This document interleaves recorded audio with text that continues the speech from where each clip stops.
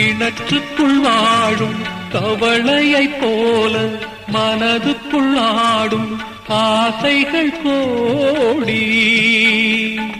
கண்கெட்ட பின்னே சூரிய உதயம் எந்த பக்கம் ஆனால் எனக்கென்ன போடி. ஒரு தலை ராகம்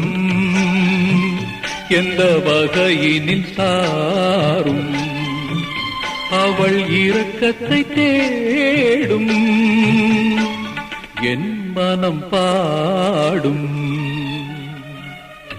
கடவுள் வாழும் கோவிலிலே கற்பூர தீபம்,